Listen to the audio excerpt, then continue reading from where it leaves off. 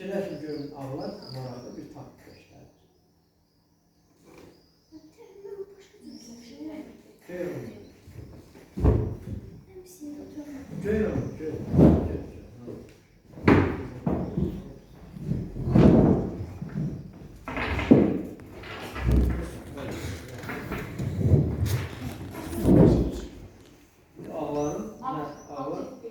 Yok, ağlar burada ne taktik göstərir? İndi ona diqqətlə baxmaq. Ağlar nə işlədir böyle burada? Hansı taktikten işlədirlər? Vəzir deyil. Bütün baxın, vəziyyətə baxın, görək. Nə?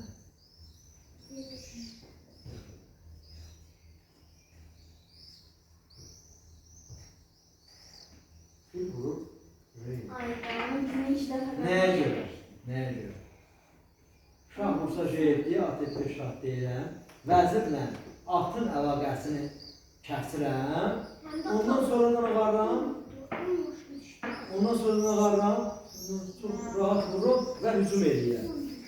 İndi qaralar da ona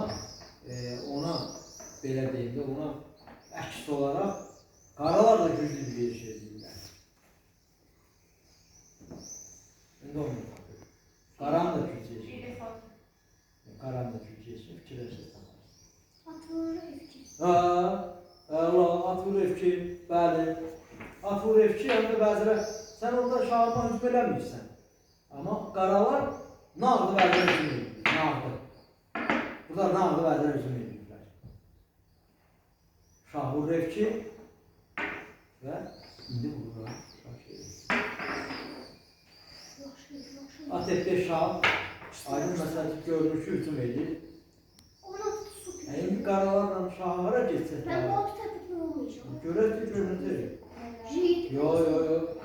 Şahı ne görürsünüz? Ben çünkü burada şaşırmıştım. Çünkü burada Ben açık kayıtları gezdim. Ayıs olur. Hem de topçu müdafiə karakteri geliş tapında. Çünkü top burada Vəzir dedi şah. Yeganə geliş. Nə? Öyle olma. Mata düşsən ha?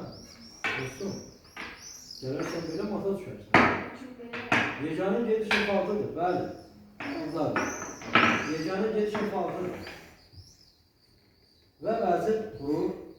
Sən kim var? Sizin kim? Vəzir ayetdi. Piyadəyə gelir. Başı piyadəyə qarşı. Amma burada isə qaralar əks oyun hazırlayır. Əks hücum. Bax. Bu Devlet'in uğursuz həllinə